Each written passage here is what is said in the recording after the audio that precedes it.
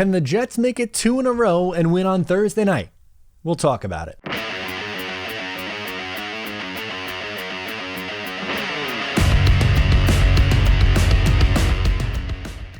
Hey, what's going on? I'm Matt O'Leary back with another video, and today I'll be talking about the New York Jets going up against the Indianapolis Colts. Before we get started, just wanted to mention you can follow me on social media at Matt O'Leary NY, and if you haven't already, please make sure to check out the Just Jets podcast. You can call in after games, leave me your questions. I'll try to get to them on the show, comments, all that fun stuff, reaction, all good things. Lots of fun. Check it out. So the Jets are coming off a win, a surprise one against the Cincinnati Bengals. I almost said Cleveland again. I don't know why I keep doing that. And now we'll preview this Thursday night matchup, short week, against the Indianapolis Colts, and we'll see if Mike White can duplicate his performance. So we'll look at the matchup. Offensive. Oh, well, first, before we get into offense versus defense, we should talk about records. 2-5 against 3-5. So two teams who have struggled a little bit. The Colts seem to turn a corner, but had a really bad game against Tennessee.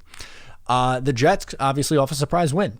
So offensively, even after a good week, Jets still at 32, Colts at 11. They've been pretty good offensively. Defensively, Jets dropping to 27, Colts at 20. The biggest number one thing for me this week is how do Mike LaFleur and Mike White adjust? They had phenomenal weeks, both of them, last week against the Bengals. You could not ask for more from your backup quarterback. You could not ask for more for your rookie play caller. Now, they are going to have to adjust. Why? Well, let's use some logic here. Mike White's average depth of target was just 4 yards, meaning everything was underneath. 5 yards and in, a majority of his throws were 10 yards and in. Now, he was super efficient at it, but if I'm Indianapolis, I am saying, okay, here's 9, 10 in the box, whatever it is, beat me over the top. And can Mike White and Mike LaFleur do that?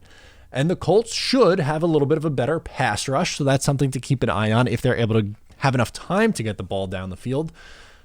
And how does LaFleur adjust? Because he had a really good game up in the booth. Obviously, Beck this past week being hired and put on the sidelines, a good thing. But just my biggest thing is how the two Mikes adjust. And if we see repeat performances, if so, great, really good problem to have. But it's unknown because both guys are, well, unproven. One was his first start. The other has called plays in, 7 games? So it's a little bit early to make definitive judgments on these guys, and well, we'll see. It's a big test for them, especially on a short week. As for some injuries, so a couple of things. Likely no Davis, so that means we're going to see a lot of Mims again, hopefully, and likely no Fant, so Chuma Doga on the left side is a little frightening, but we'll see. He actually did okay other than that holding penalty, but I in a perfect world, you don't have to see a ton of Chuma Edoga. I'm hoping Mekhi Becton will be back relatively soon. Hopefully that Fant will be back relatively soon. And with Davis out, I love Davis. I would like for him to come back and add to this offense. But one thing that I think we saw a little bit more of with Davis out was the willingness to spread the ball around, which I like Corey. I think he's a good player. I just think they were trying to force feed him a little too much. And maybe that's the fault of a rookie quarterback. It could be. Or maybe it was a play calling thing. That also could be. So we'll kind of see at this week if they're able to replicate again their performance of spreading around. The running backs in particular, we'll get to them in a little bit here in just a little bit. But they were very involved in the passing attack, so we'll see if they're able to do that again. As for the Colts, one thing that I think the Colts are starting to bring up is Carson Wentz's turnovers. For the most part, before last week, he was able to keep them in check. Only had 1 interception, and then he threw 2 brutally bad, like as bad as you could possibly get. One was in his own practically end zone where he shot put the ball, and the other was in overtime. 2 really bad, and he's lost 3 fumbles already. So if not injury prone, he is injury prone, but if turnover prone, thank you, Matt, Carson Wentz is back, that's something that the Jets could exploit. Their pass rush is really good. The Jets are 11th in quarterback hits. If you are getting pressure on Carson Wentz and forcing him to make dumb decisions, that's how you hang around in a game, and that's how you steal a game.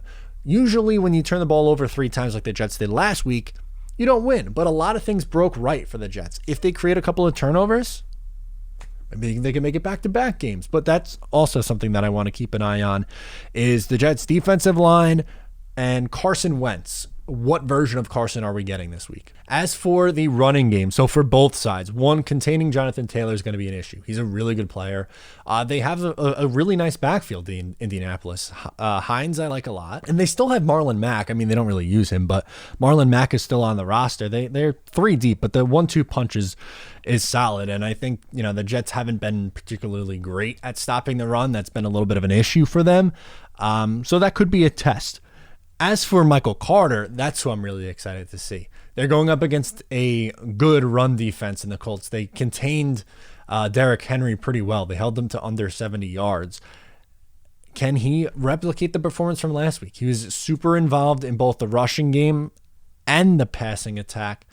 I'm all in on this kid. Really, really good find for the New York Jets in the draft, and I think we continue to see him develop. And the 1-2 punch with Carter and Ty Johnson, they were utilized to perfection last week, and I want to see more of that. I like the 2 running backs, mixing them around. Tevin Coleman probably won't play. Be surprised if we see any LaMichael P. Ryan, so I'm okay with that. Now, last week I didn't do it because I wasn't expecting it, but I usually, when Zach Wilson or even when Sam Darnold was in last year, I did quarterback stat predictions, and I'm going to bring it back from Mike White. Now, I don't think he replicates and throws for 400 yards again, but I think he has a relatively okay day. I have him going 20 of 34, which is 58.8 completion percentage, 235 yards, 1 touchdown, and 1 interception, which is a pretty decent game. Is it phenomenal? No. Is it bad? Absolutely not. It's about middle of the pack against a good defense. So I think he plays okay. So now it's time to start making some picks and score predictions and all that fun stuff. So I am 2-4-1 against the spread so far. The Indianapolis Colts are favored by 10.5 in this game. And I like the Jets getting 10.5 points. That number seems way too high. The Colts are 3-5 for a reason. The Jets are inconsistent, obviously, at 2-5, but does Indianapolis deserve to be favored by 10.5? I don't buy that. Now, are the Jets going to be able to win outright? That's where I have a little bit of a harder time falling to. I would not be stunned if the Jets win, but I think I'm taking the Colts. I have the Colts winning 24-20. So a good game, a competitive game, which I think we'll all sign up for because the Jets haven't been good, number 1, on the road, number 2, on short rest, in a big spot. There's a lot to add up on here. So let's check in with Casey. Let's see who she likes.